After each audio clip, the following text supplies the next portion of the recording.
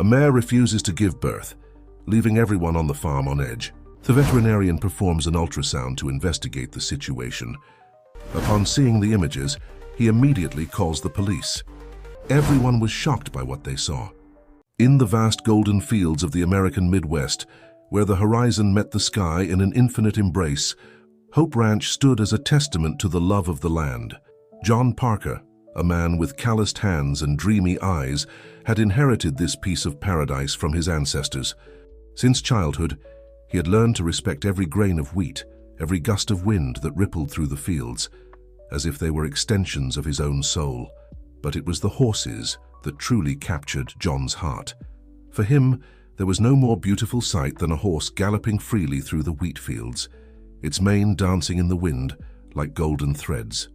It was a passion that dated back to his childhood, when his grandfather first placed him on the back of a pony. On that autumn morning, when the sun was still painting the sky with shades of pink and orange, John felt his heart race. It was the day he would finally realize a dream, acquiring a purebred mare to start his own breeding program. He had first seen her at an auction in the neighboring town, and since then, he couldn't get the image of that magnificent creature out of his head. Upon arriving at the agreed location for the purchase, John was breathless. The mare was even more beautiful than he remembered. Her coat shone like black silk under the rising sun, and her eyes, deep and intelligent, seemed to look directly into the farmer's soul. "Her name is Star," said the former owner, an elderly gentleman who seemed reluctant to part with the animal. "Take good care of her, son. This mare has a special spirit." John nodded solemnly, feeling the weight of responsibility. As he led Star to the truck that would take her to Hope Ranch, he whispered in her ear, "You're the beginning of something big, my beauty. Together, we're going to build a bright future." The journey back to the ranch seemed shorter than ever. John could barely contain his excitement as he imagined Star running through the wheat fields, her hooves echoing like music through the valleys. He could already see the foal she would give birth to, strong and fast, carrying the legacy of Hope Ranch into the future. Upon arrival, the reaction of the employees was one of pure enchantment. Martha, the housekeeper who had been taking care of the main house since John was a child, clasped her hands in a silent prayer. "May God bless this beautiful creature," she murmured, her eyes shining with emotion. Pete, the foreman, a normally reserved man, let out an admiring whistle. "Boss, you've hit the jackpot. This mare is going to be the talk of the county." John smiled, feeling more confident than ever. As he guided Star to the newly renovated stable, he couldn't help but notice how she seemed to belong there. It was as if a missing piece in the puzzle of his life had finally found its place. That night, as he watched the stars in the sky compete in brightness with the fireflies dancing over the wheat fields, John made a silent promise. He would transform Hope Ranch into the home of a lineage of horses as majestic as Star. It would be his legacy, his contribution to the world. Little did John know that that night marked not only the beginning of a dream, but also the prelude to a journey that would test his courage, faith, and love in ways he could never have imagined. Fate, like the wheat fields in the wind, was about to change direction, taking him down unexpected and challenging paths. The months following Star's arrival were ones of intense preparation at Hope Ranch. John, driven by a mixture of enthusiasm and determination, dedicated himself body and soul to the task of transforming his property into a center of excellence in horse breeding. The old stable, which for years had housed only a few working horses, was completely renovated. New stalls were built, equipped with the most modern comforts and safety features for the animals. A covered riding arena was erected, allowing for horse training even on days of heavy rain. While supervising the construction, John spent hours upon hours with Star, strengthening the bond between them. He groomed her personally every day, talking to her as if she were an old friend. "You're going to be the matriarch of something great," he would say, admiring the shine in the mare's coat and the liveliness in her eyes. It was during one of these conversations that John made a decision that would change the course of everything. Star would be the first to start the new phase of the ranch. She would carry the first foal of the lineage he dreamed of creating.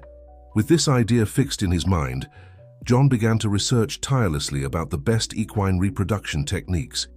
He devoured books, participated in online seminars, and consulted experienced breeders.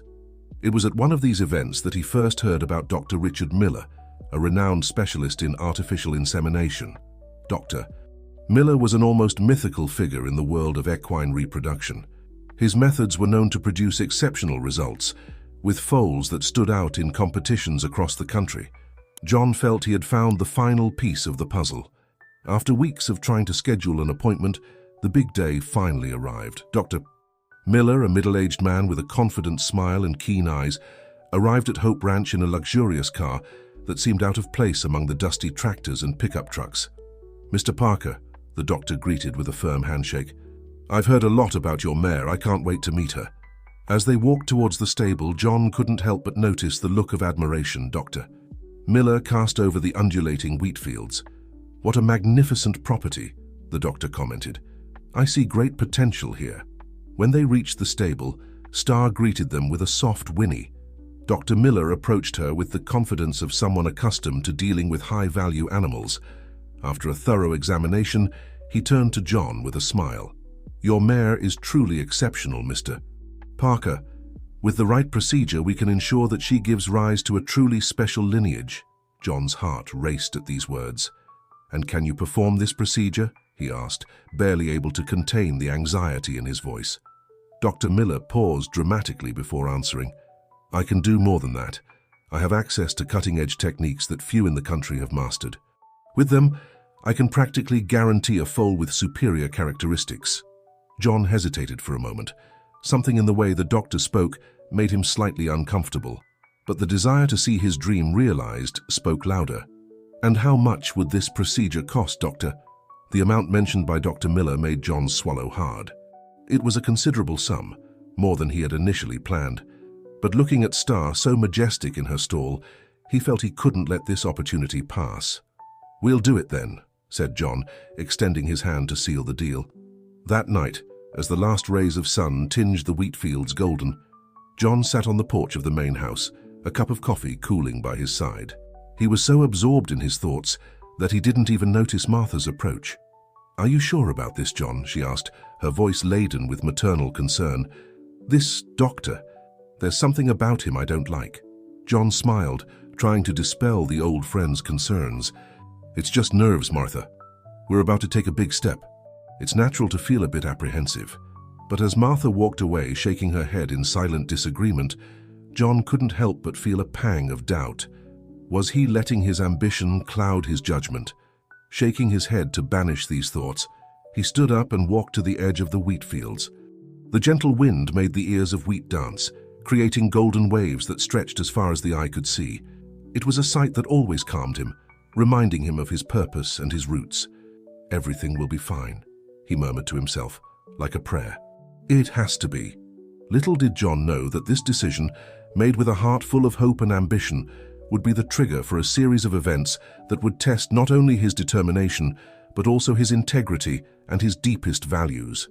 Fate, like seeds cast to the wind, was about to germinate in unpredictable and potentially dangerous ways. The days following Dr. Richard Miller's visit were ones of intense preparation at Hope Ranch.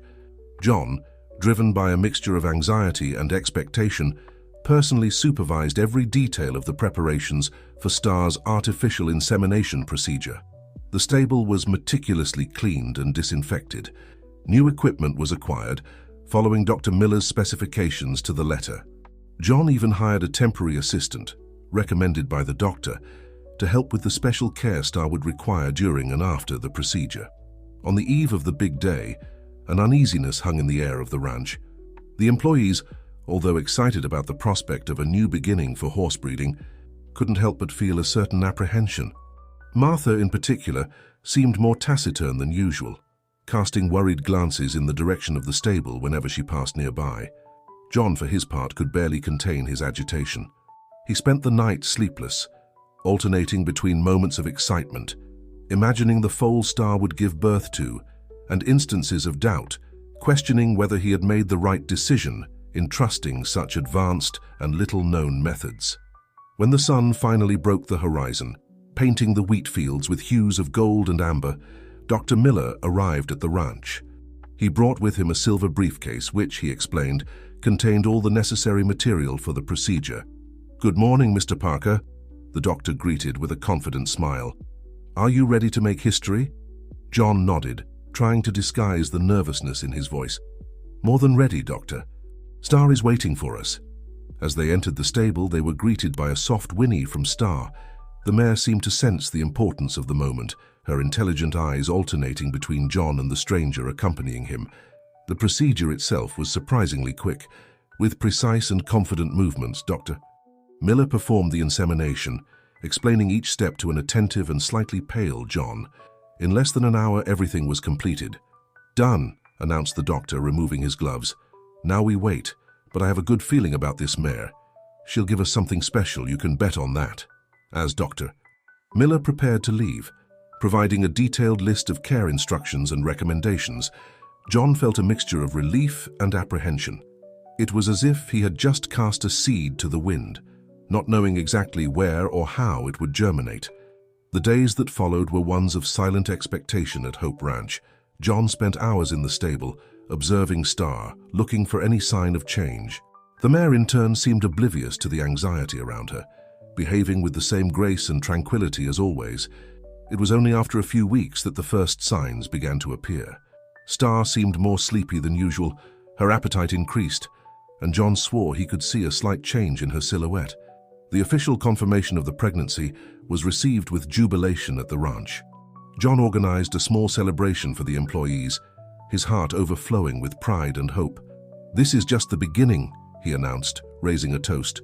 "Soon, Hope Ranch will be known throughout the country for its exceptional horses." As everyone celebrated, Martha approached John discreetly. "I'm glad it worked out," she said with a cautious smile. "But don't forget, my boy, that sometimes the fastest path isn't the safest." John nodded, acknowledging the wisdom in the old housekeeper's words, but his heart was too light to give much weight to concerns at that moment. The following months passed in a tranquil and hopeful rhythm. As Star's pregnancy progressed, a subtle change began to spread through Hope Ranch, like a restless breeze coursing through the wheat fields. At first, they were just small details, a prolonged whinny here, an abrupt movement there.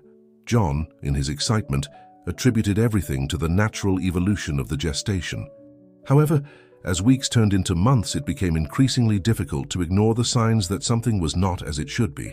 Star's belly was growing at an alarming rate, far beyond what was expected for a normal gestation.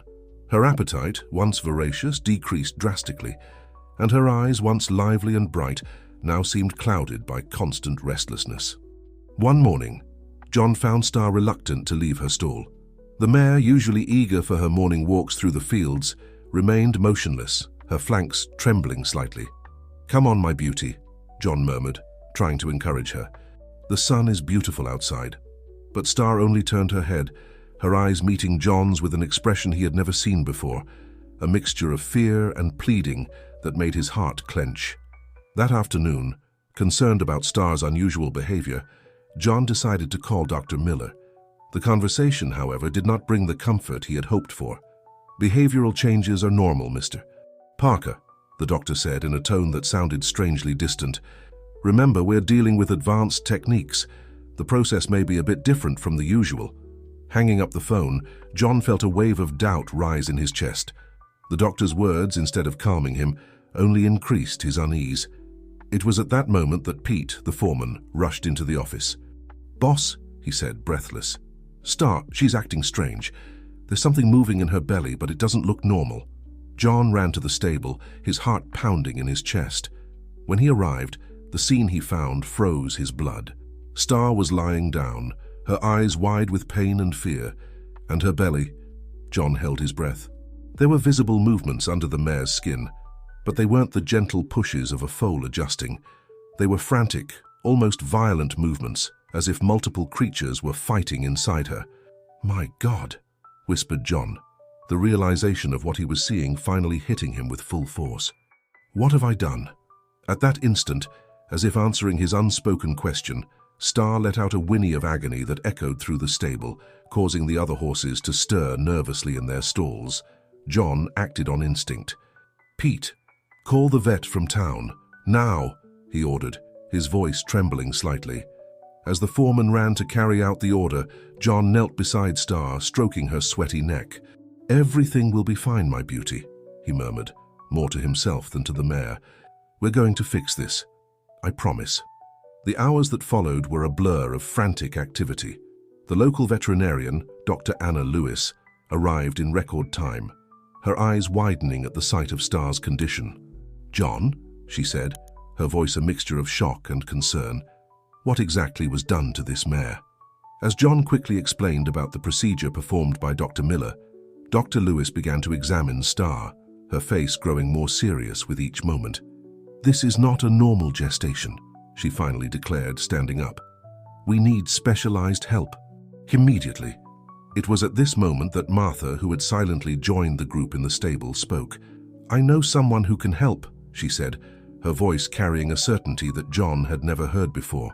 "Grandma Zoe, the healer from across the river. If anyone can understand what's happening, it's her." John hesitated for a moment. Healers and traditional practices had always seemed like harmless superstitions to him, nothing more.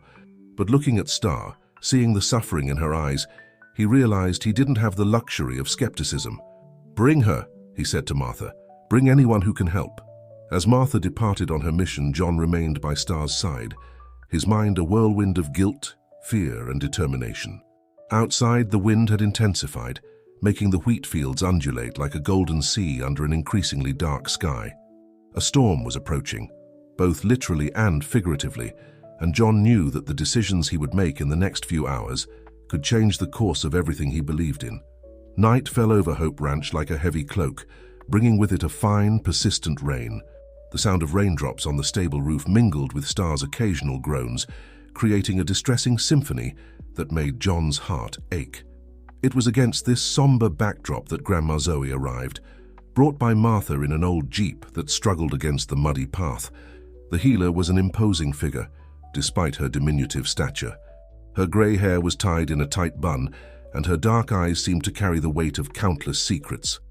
Upon entering the stable, Grandma Zoe wasted no time with formal introductions. Her eyes immediately fixed on Star, and an expression of understanding and sorrow crossed her wrinkled face. "Ah, my child," she murmured, approaching the mare with sure steps. "What have they done to you?" John watched, a mixture of hope and skepticism in his heart, as Grandma Zoe examined Star. The healer's wrinkled hands moved over the mare's body with surprising gentleness, occasionally stopping to press certain points or murmur words that John couldn't understand. After what seemed like an eternity, Grandma Zoe turned to John, her eyes laden with a seriousness that made him shudder. "Young man," she said, her voice hoarse but firm, "what grows inside this mare is not natural. Someone played God, and now nature is exacting its price." John felt his legs weaken. What do you mean by that?" Grandma Zoe sighed deeply before answering. "The ancient traditions speak of creatures born of men's greed and arrogance, creatures that should not exist. That's what I see here." A heavy silence fell over the stable, broken only by the soft sounds of rain and Star's occasional restless movements. It was Dr. Anna Lewis who finally broke the silence. "Grandma Zoe," she said hesitantly, "with all due respect, but we need practical solutions. The mare is suffering and the fetus, or whatever it is in danger."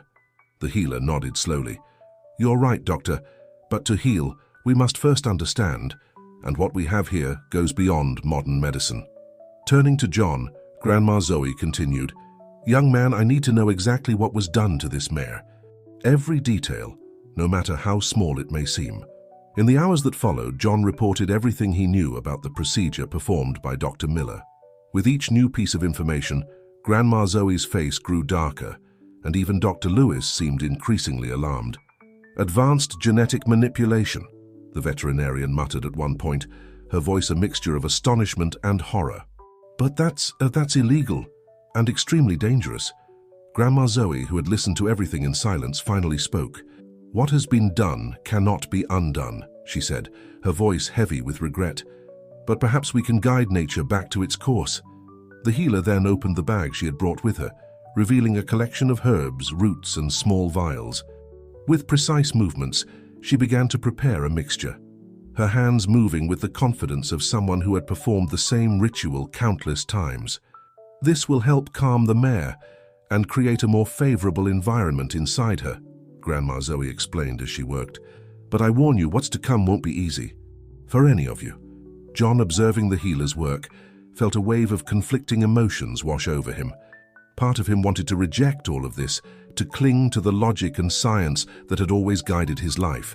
But another part, a part that grew with each groan of pain from Star, was willing to accept anything that could help. "What do we need to do?"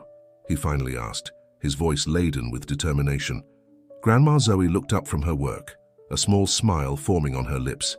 "First, my son, we need to have faith. Faith in the strength of life, in the resilience of nature. And then we need to be ready to fight. Because what's to come will be a battle like no other you've ever faced." Outside, the rain was finally beginning to subside, and the first rays of morning sun struggled to break through the clouds. A new day was dawning, bringing with it promises of hope and yet unknown challenges. John, looking at Star and the unlikely group gathered around her, a scientific veterinarian, a traditional healer, a loyal housekeeper, and a remorseful farmer, felt that he was on the threshold of something monumental, something that would change not only the fate of his ranch, but perhaps the course of his own life. With a deep sigh, he prepared for what was to come, knowing that the next few hours would be crucial, not just for Star, but for all of them. The day advanced slowly at Hope Ranch, each minute seeming to drag on for an eternity. The stable, normally a place of tranquility and routine, had transformed into a center of frantic activity and palpable tension. Grandma Zoe, with the help of Dr. Lewis, carefully administered her herbal mixture to Star. The mare, though still visibly distressed, seemed to be responding positively to the treatment, her movements becoming less agitated and her breathing more regular. John observed everything with a mixture of hope and apprehension. Each small progress was like a ray of sunshine breaking through the clouds of guilt and fear that enveloped him. However, the shadow of the unknown still hung heavily over all of them. It was in the middle of the afternoon that things began to change drastically.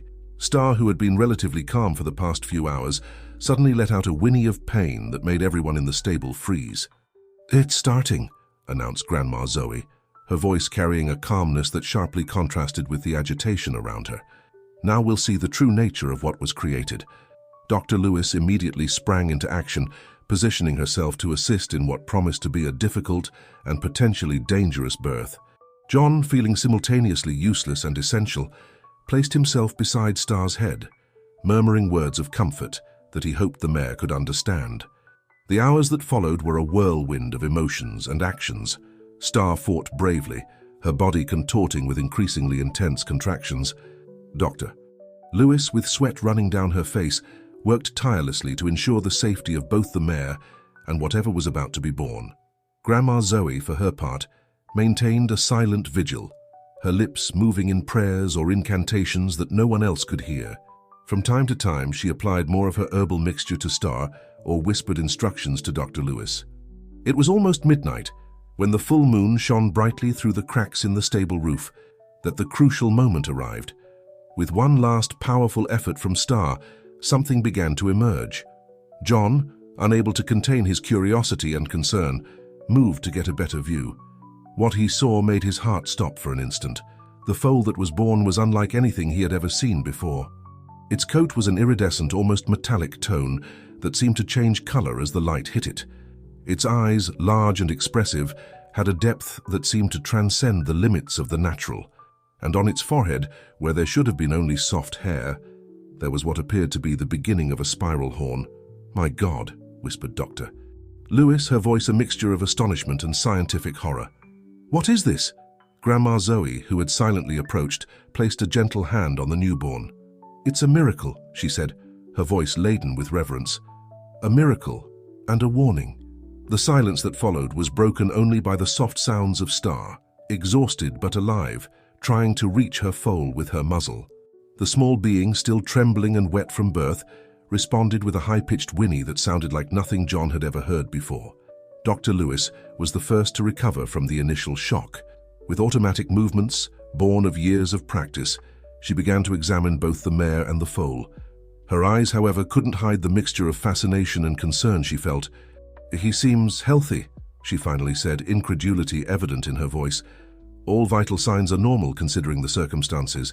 But this," she pointed to the small spiral horn on the foal's forehead, "this is completely unprecedented." John, who until then had remained paralyzed, finally found his voice. What have we done?" he murmured, his mind struggling to process the scene before him. Grandma Zoe turned to him, her eyes carrying an ancient wisdom. "You played with forces beyond human comprehension," she said softly. "But nature, in its infinite wisdom, found a way.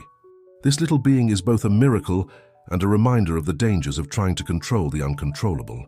The foal, oblivious to the commotion it was causing, had managed to stand on its trembling legs. Its coat, now drier, shone with a supernatural intensity, reflecting the moonlight that entered through the cracks in the stable. Its eyes, of an impossible deep blue, seemed to contain entire galaxies. "What do we do now?" asked John, his voice barely above a whisper. The question hung in the air, heavy and urgent. The birth of this extraordinary being was not just an isolated event. It was the beginning of something much bigger, something that had the potential to change everything.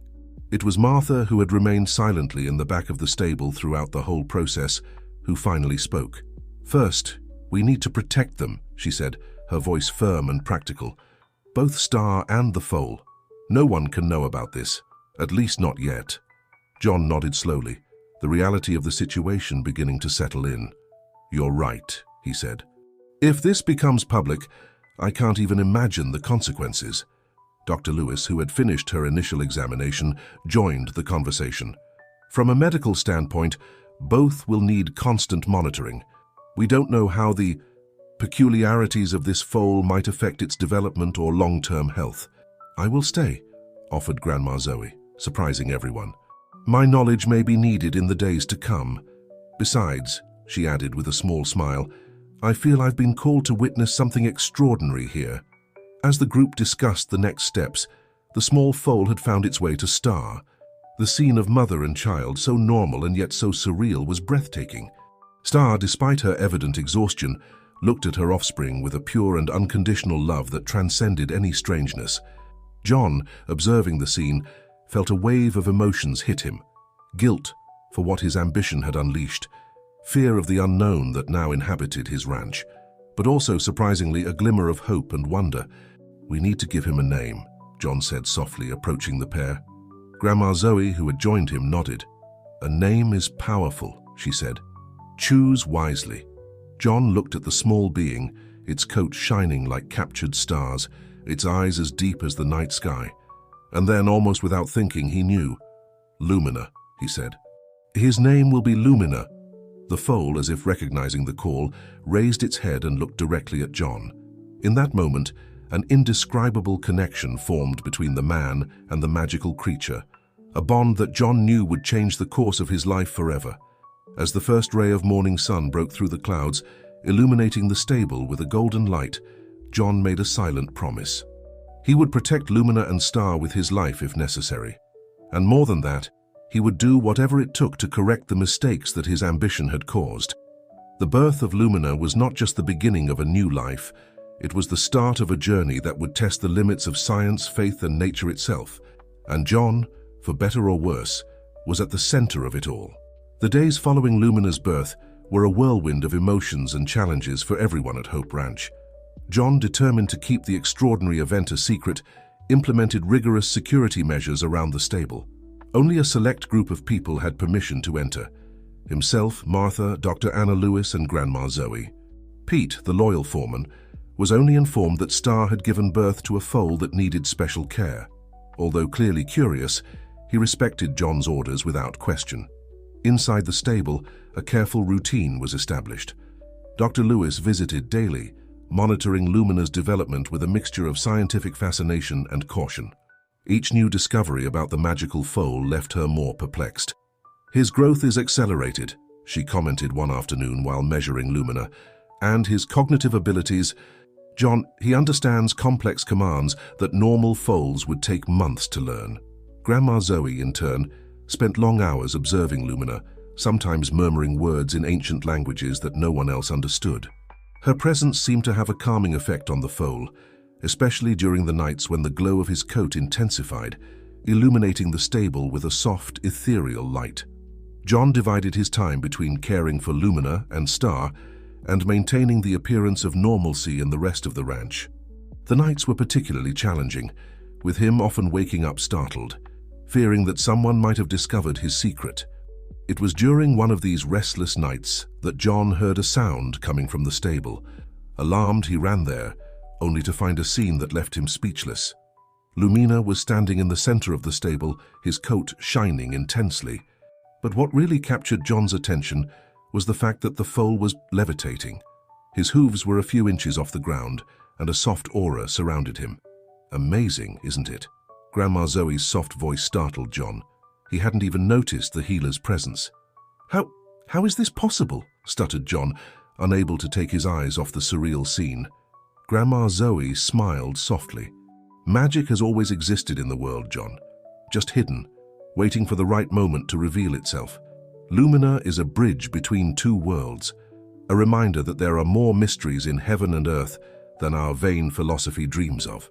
As John absorbed these words, Lumina gently returned to the ground, his bright eyes fixed on the farmer. At that moment, John felt a mixture of fear and awe that he had never experienced before. Days turned into weeks, and Lumina continued to surprise everyone with his unique abilities. Besides levitation, the foal demonstrated the ability to communicate telepathically with Star and occasionally with Grandma Zoe. His intelligence grew exponentially, and soon he was grasping concepts that left even Dr. Lewis perplexed. However, with each new wonder, John's concern also grew.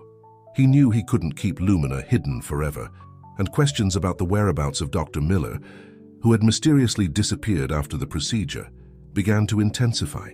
It was on a particularly tense afternoon that Martha hurriedly entered the stable, her face pale with worry. "John," she said, her voice trembling, "there's a strange car parked at the entrance of the ranch, and I recognized one of the men.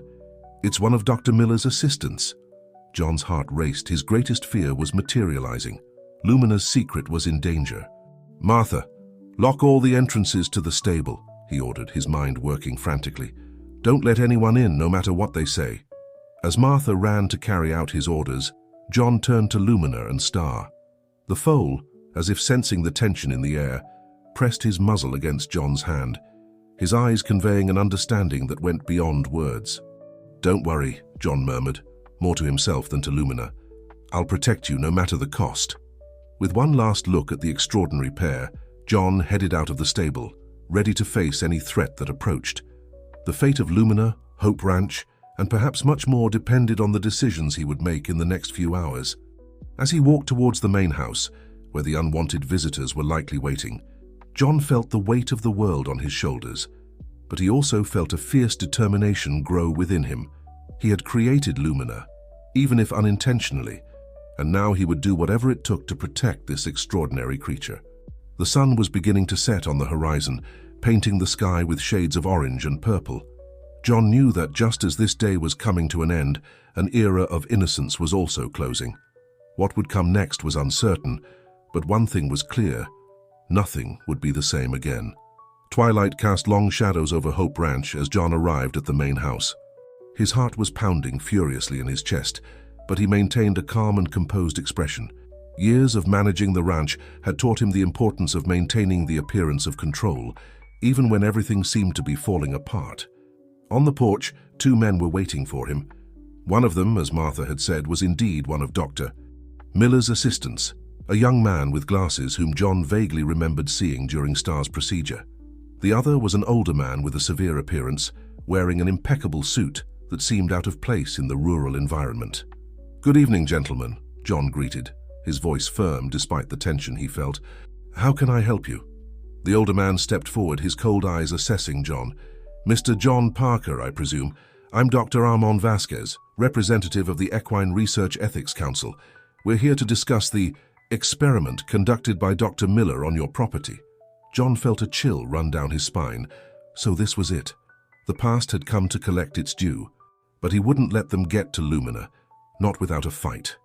"Experiment?" John repeated, feigning confusion. "I'm afraid I don't understand what you're talking about. Dr. Miller performed an artificial insemination procedure on one of my mares, nothing more." Dr. Miller's assistant, who had remained silent until then, stepped forward. "Mr. Parker, we know it wasn't a common procedure. Dr. Miller, he... The young man hesitated, casting a nervous glance at Dr. Vasquez. Dr. Miller has disappeared, Dr. Vasquez completed, his voice laden with impatience. And before vanishing, he left incomplete records about a revolutionary experiment conducted here. We've come to investigate the results of that experiment. John felt the blood freeze in his veins. He knew this moment would come, but he didn't expect it to be so soon. His mind raced, trying to find a way out. "Gentlemen," he began, keeping his voice calm, "I'm sorry, but I have no knowledge of any revolutionary experiment. The mare in question gave birth to a healthy foal, but a completely normal one. If Dr. Miller had other intentions, he didn't share them with me." Dr. Vasquez narrowed his eyes, clearly unconvinced. "Mr. Parker, I understand your hesitation to share information, but I must warn you, concealing data from an unauthorized scientific experiment is a serious offense. The consequences can be severe." The veiled threat hung in the air like a dark cloud. John felt a wave of anger and indignation rise within him. Who were these men to come to his property and threaten him, to endanger the extraordinary life he had sworn to protect? It was at that moment that a high-pitched whinny cut through the air, coming from the direction of the stable. It wasn't the normal sound of a horse. It was something more, something magical and impossible to ignore. The eyes of Dr. Miller's assistant widened, and he instinctively turned in the direction of the sound. "What was that?" he asked, his voice trembling slightly. John felt his heart race even faster. He knew that sound could only have come from Lumina. The foal must have somehow sensed the tension and danger. "Just one of my horses," John said quickly, trying to divert attention. "Probably scared by some wild animal." But Dr. Vasquez didn't seem convinced. His eyes narrowed even more, fixing on John with a disturbing intensity. "Mr. Parker," he said, his voice now laden with cold authority, "I believe you're not being completely honest with us. I insist on seeing all your horses immediately." John felt panic growing inside him. He knew he couldn't allow these men to see Lumina. The consequences would be catastrophic. It was at this moment that Martha appeared on the porch, her face a mask of concern. "John," she said, her voice trembling, "there's a problem in the stable. We need you there now." John had never felt so much relief and fear at the same time. Martha's intervention gave him an excuse to step away, but it also indicated that something was truly wrong. "Gentlemen," he said, turning to the visitors, "as you can see, I have an emergency to attend to. If you could come back tomorrow—" "We'll go with you," interrupted Dr. Vasquez, his tone leaving no room for argument. "If there's a problem with your horses, it's in our interest to see for ourselves." John felt the world spinning around him. Everything was falling apart. He cast a desperate look at Martha, who seemed equally lost. It was then that something extraordinary happened. An intense glow began to emanate from the direction of the stable, illuminating the night as if a second sun had risen. The sound that followed was indescribable, a mixture of whinny and music, something so beautiful and impossible that it made everyone freeze in place. "My God!" whispered Dr. Miller's assistant, his eyes wide with amazement. Dr. Vasquez, for the first time, seemed to have lost his composure. What is this?" he stammered. John, feeling that the moment of truth had arrived, made a decision. He could no longer hide Lumina, but he also wouldn't allow these men to decide the fate of the extraordinary creature that had been born on his ranch. "Gentlemen," he said, his voice laden with a new determination, "I think it's time for you to meet the true result of Dr. Miller's experiment." He began to walk towards the stable, the two men and Martha following him in stunned silence. As they approached, the glow intensified, and John could feel the magical energy pulsing in the air. As he opened the stable doors, the scene that greeted them was breathtaking. Lumina stood in the center, his coat shining like 1,000 stars, the small horn on his forehead emitting rays of colored light. Beside him, Star watched everything with surprising calmness, as if her son's magic was the most natural thing in the world. "Impossible," murmured Dr. Vasquez, his voice barely above a whisper. Dr. Miller's assistant fell to his knees, tears streaming down his face. "He did it," he said between sobs. "Dr. Miller really did it." John, feeling a wave of fierce protection, placed himself between Lumina and the visitors. "This is Lumina," he said, his voice firm, "and he is under my protection. Any decision about his future will be made considering his well-being, not the interests of any council or experiment. Dr. Vasquez, still visibly shocked, seemed to struggle to find words. "Mr. Parker," he finally said, "do you have any idea what we have here? This changes everything. Science, our understanding of reality itself." "What we have here," John interrupted, "is a life, a precious and unique life. And I will do everything in my power to ensure that Lumina is treated with the respect and care he deserves."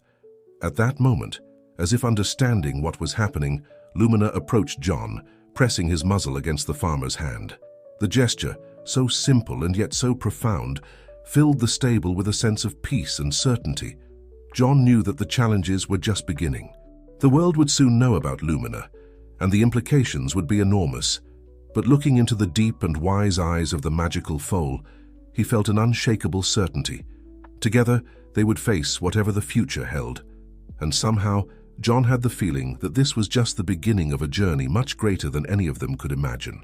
The days following Lumina's revelation were a whirlwind of activity and emotions at Hope Ranch. News of the existence of a magical foal spread quickly, attracting the attention of scientists, journalists, and curious onlookers from around the world.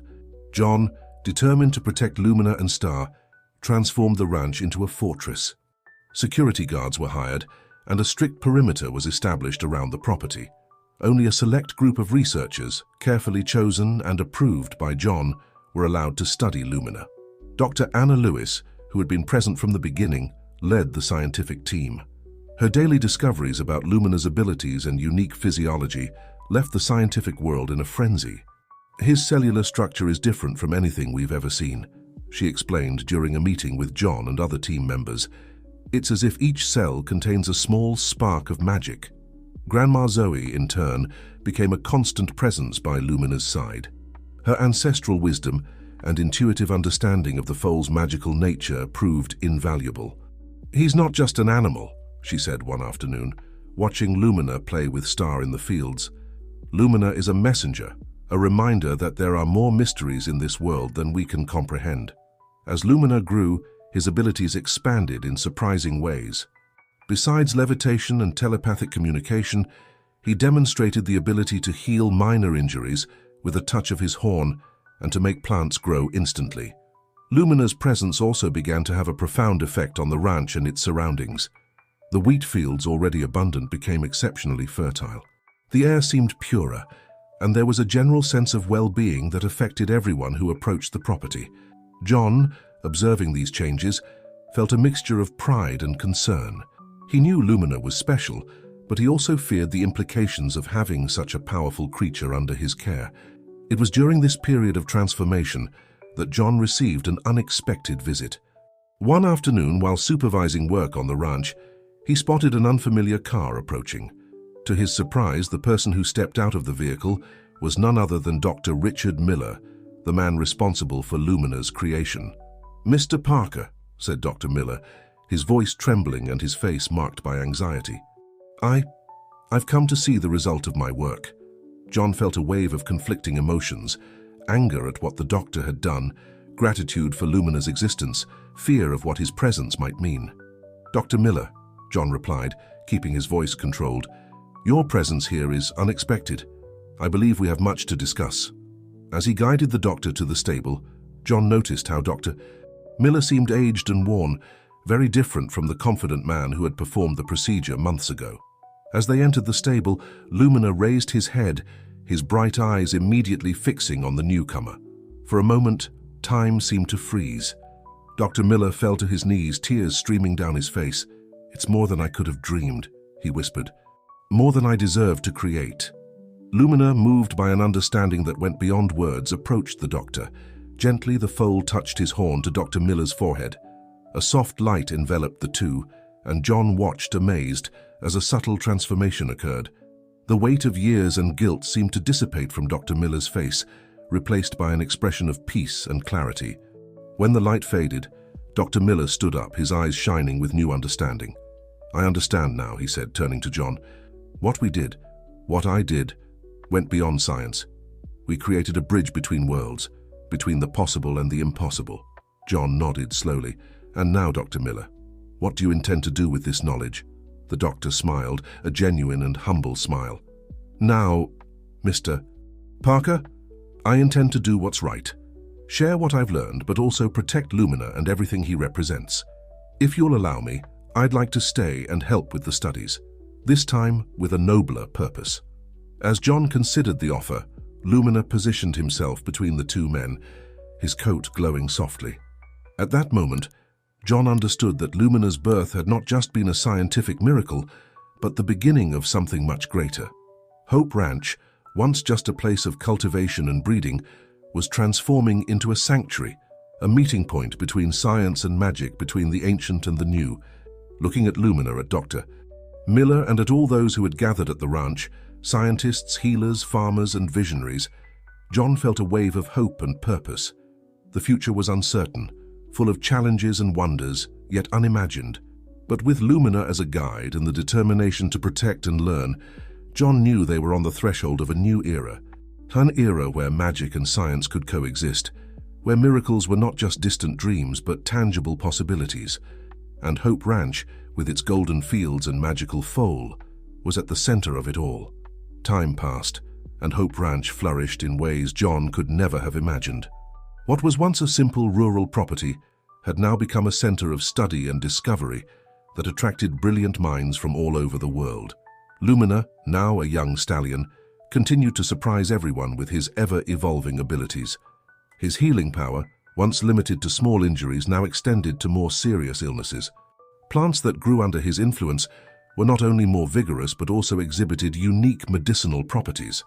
Dr. Anna Lewis, in collaboration with Dr. Miller and an international team of scientists, was at the forefront of a new field of study they called biomagic. Their research promised to revolutionize fields as diverse as medicine, agriculture, and quantum physics. Grandma Zoe, respected as never before, led a group of scholars dedicated to understanding the more esoteric aspects of Lumina's abilities.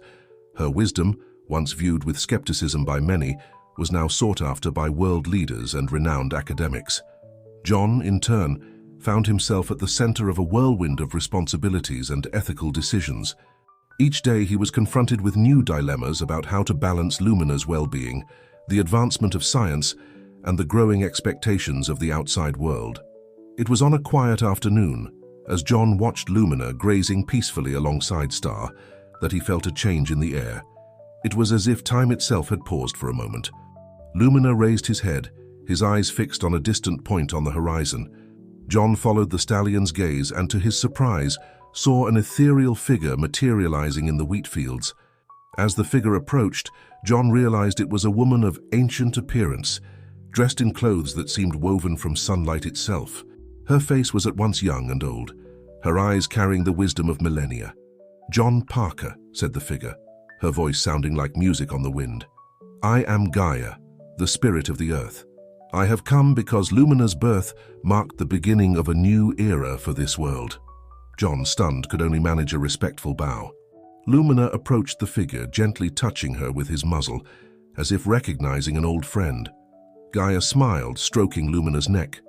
"What you have created here," she continued, "is more than a scientific miracle.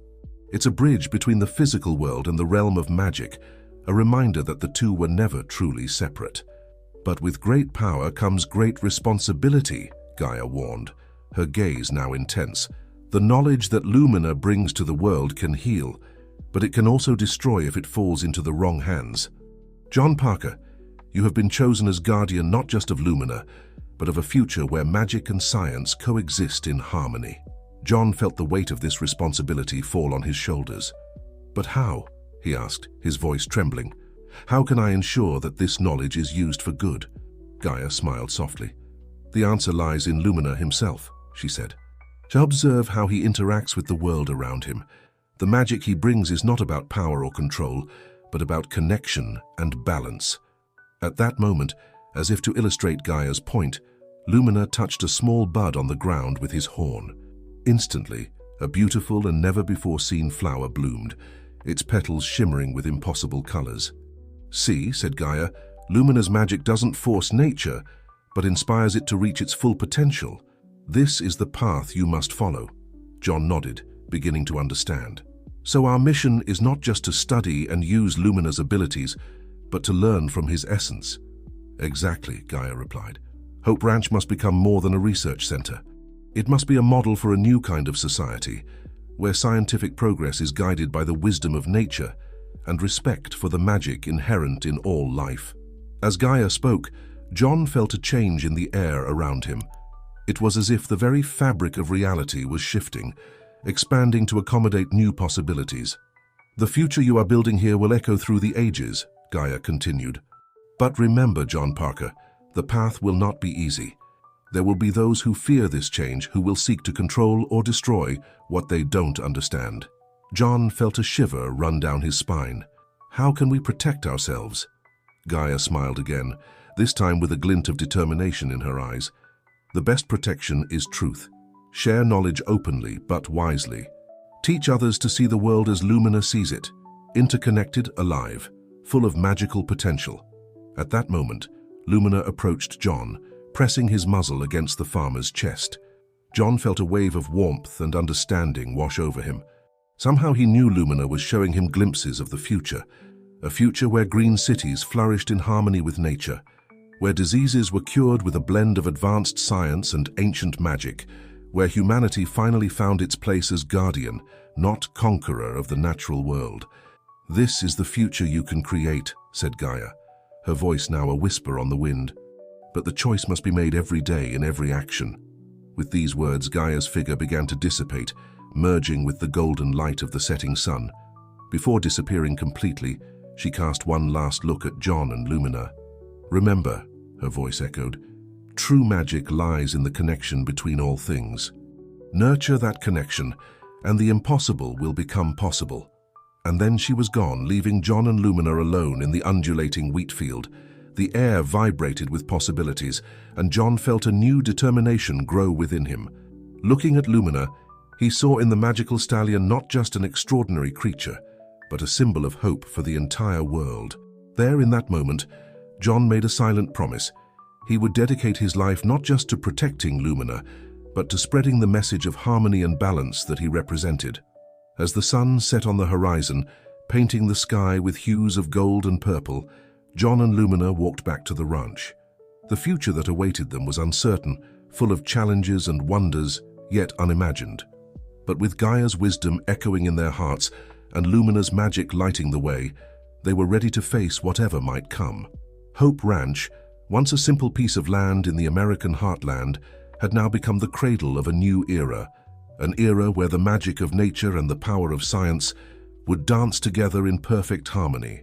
Years passed since the encounter with Gaia, and Hope Ranch had transformed into a true beacon of hope for the world. What had begun as a daring scientific experiment had evolved into a global movement of harmony between science, nature, and magic. John Parker, now a middle-aged man with silver streaks in his hair, walked through the golden wheat fields alongside Lumina. The magical stallion, as majestic as ever, radiated an aura of wisdom and power that had only grown with time. The ranch was no longer just a research site, but a center of learning and transformation. People from all corners of the planet came to study, learn, and reconnect with the inherent magic of nature. The advances developed at Hope Ranch had revolutionized countless fields. Medicine now seamlessly integrated advanced scientific treatments with magical cures inspired by Lumina's abilities. Global agriculture had been transformed with cultivation techniques that respected and amplified Earth's natural cycles. But perhaps the most profound change had been in people's mindsets. Lumina's existence and the miracles witnessed at Hope Ranch had opened the world's eyes to the wonders that existed beyond the veil of everyday reality. As they walked, John reflected on the incredible journey that had brought them here. He remembered the challenges faced, the nights of doubt, the moments of triumph. Each step of the way had shaped not just the destiny of the ranch, but the future of the entire planet. "You know, Lumina," John said, his voice soft, "sometimes I still wonder if I did the right thing that day. So many years ago, when I decided to go ahead with Dr. Miller's experiment." Lumina turned his head, his deep eyes meeting John's. A wave of understanding and affection passed between them, a connection that went beyond words. At that moment, a young woman came running up to them. It was Maria, John's granddaughter, a bright 12-year-old girl who had grown up on the ranch, witnessing daily the miracles that occurred there. "Grandpa, Lumina," she called, her eyes shining with excitement. "Come quick. Something incredible is happening at the healing center." John and Lumina exchanged a quick glance before following Maria. As they arrived at the healing center, a modern building that perfectly blended cutting-edge technology with natural elements, they were greeted by an extraordinary scene. In the center of the main hall, floating gently in the air, was a pulsating sphere of light.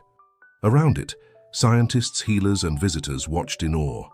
Dr. Anna Lewis, now a lady respected worldwide for her pioneering work in biomagic, approached John, her eyes shining with emotion. "John," she said, her voice trembling slightly, "we believe we finally decoded the essence of Lumina's magic. This sphere, it contains the potential to heal not just bodies, but entire ecosystems." John looked at Lumina, who was observing the sphere with wise calmness. The stallion slowly approached, touching the sphere with his horn. At the moment of contact, the light intensified, filling the entire room. When the glow diminished, everyone was left breathless. Around the sphere, small plants had sprouted from the concrete floor. Flowers of never-before-seen species bloomed in the air, and everyone in the room felt a wave of well-being and vitality course through them. "It's more than a cure," whispered Maria, her eyes wide with admiration. "It's as if life itself is being renewed." John felt tears of joy and gratitude fill his eyes. At that moment, he fully understood what Gaia had meant so many years ago. The true magic wasn't just in Lumina's extraordinary abilities, but in the connection he inspired between all living beings. Looking around at the amazed and hopeful faces, John felt a deep sense of accomplishment. Hope Ranch had become much more than he had ever dreamed. It was a beacon of hope for all of humanity. A living reminder that miracles were possible when science, nature, and magic worked in harmony. As the sun set on the horizon, casting golden rays through the windows of the healing center, John placed one hand on Lumina's neck and the other on Maria's shoulder. Together, they represented the past, present, and future of this new world of infinite possibilities. "This is just the beginning," John said, his voice laden with emotion and purpose. "The real work, the real miracle is in bringing this harmony to every corner of the world." Lumina whinnied softly as if in agreement, and Maria squeezed her grandfather's hand, her eyes shining with the promise of the future. As night fell over Hope Ranch, the stars seemed to shine with a special intensity, as if the universe itself was celebrating the birth of a new era, an era of magic, science, and infinite hope. And so, in the heart of America, in fields once dedicated only to wheat cultivation, a new destiny for all of humanity blossomed. A destiny where the impossible became possible, where dreams transformed into reality, and where hope was as tangible as the very air they breathed. The story of Lumina, John Parker, and Hope Ranch would continue to inspire future generations, an eternal reminder that with courage, compassion, and a touch of magic, we can create a world where the extraordinary becomes the new normal. Epilogue. The Ripple Effect. 20 years after the discovery of Lumina's powers, the world had changed in ways that were once thought impossible. Hope Ranch had become the epicenter of a global transformation, its influence spreading like ripples in a pond, touching every corner of the earth. John Parker, now in his 70s, sat on the porch of the old farmhouse watching the sun rise over fields that seemed to shimmer with an otherworldly glow. Beside him stood Lumina, his coat still as radiant as ever, defying the passage of time. "We've come a long way, old friend," John murmured, patting Lumina's neck. The stallion nickered softly in response, his eyes reflecting wisdom beyond mortal comprehension. Maria, now a brilliant young scientist in her own right, emerged from the house, tablet in hand. "Grandpa, the latest reports are in," she said, her voice brimming with excitement. "The reforestation project in the Amazon is showing unprecedented success. The new biomagical hybrids are restoring the rainforest at 10 times the expected rate." John smiled, his heart swelling with pride and hope. It was just one of countless projects that had sprung from the knowledge gained at Hope Ranch. Around the world, deserts were blooming, polluted waters were clearing, and once extinct species were being brought back from the brink. But it wasn't just the natural world that had been transformed. Cities had been redesigned to work in harmony with nature, their skylines now dotted with living buildings that purified the air and generated clean energy. Hospitals had become places of true healing, where advanced technology worked hand in hand with magical therapies, inspired by Lumina's gifts. Education, too, had undergone a radical shift. Schools now taught not just academic subjects, but also the principles of biomagic and the importance of maintaining balance with the natural world. Children were growing up with a deep understanding of their connection to the earth and all its creatures. As John reflected on these changes, he heard the sound of approaching vehicles. A group of visitors was arriving, scientists, politicians, and spiritual leaders from around the world, coming to seek guidance and inspiration from Hope Ranch. "Looks like we have a busy day ahead, Lumina," John said, standing up with a slight groan. Despite his age, he still felt a surge of energy at the thought of sharing their knowledge and vision with others. As they walked to greet the visitors, John couldn't help but marvel at how far they had come. The fears and challenges of those early days seemed like distant memories now. Yes, there had been obstacles. Those who had sought to exploit Lumina's powers for personal gain, skeptics who had tried to discredit their work, and the sheer magnitude of the global problems they faced. But with each challenge, the bond between humans, nature, and the magical realm had only grown stronger. The visitors gathered in the Great Hall of the newly built Learning Center, a stunning structure that seamlessly blended organic architecture with advanced technology. As John took his place at the front of the room with Lumina by his side, a hush fell over the crowd. "Welcome to Hope Ranch," John began, his voice strong despite his years. "What you see around you is not just the result of one magical being or a few dedicated individuals. It's the product of a global awakening, a realization that we are all connected to each other, to the earth, and to the magic that flows through all things." As he spoke, Lumina's horn began to glow softly, casting a warm light over the assembled crowd. Many gasped in awe, even those who had visited before. The stallion's presence never failed to inspire wonder. "The journey we began here," John continued, "is far from over. Even as we celebrate our achievements, we must remember that there is still much work to be done. The balance we've found is delicate, and it requires constant care and attention." He paused, looking out over the faces before him, eager, hopeful, and ready to take on the challenges ahead. "But I have faith," he said, his voice swelling with emotion. "Faith in the resilience of nature, in the ingenuity of science, and in the power of the human spirit when guided by compassion and wisdom. Together, we will continue to write this new chapter in the story of our world." As John finished speaking, Lumina stepped forward. The magical stallion's eyes swept across the room, seeming to connect with each person present. Then, in a display that left everyone breathless, he reared up on his hind legs, his horn touching the ceiling. A cascade of light erupted from the point of contact, showering the room in a dazzling array of colors. Each person felt a surge of energy, of connection, of possibility. In that moment, they understood not just intellectually but in the very core of their being, the truth of John's words. As the light faded, there was a moment of profound silence, followed by thunderous applause. Tears of joy and wonder streamed down many faces. They had come seeking inspiration, and they had found so much more.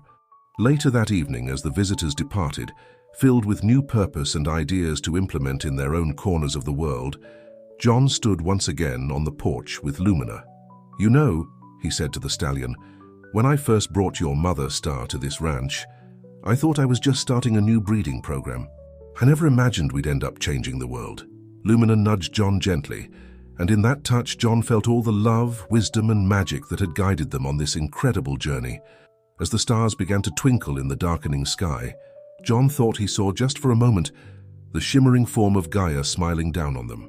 Whether it was real or just his imagination, it filled him with a sense of peace and rightness.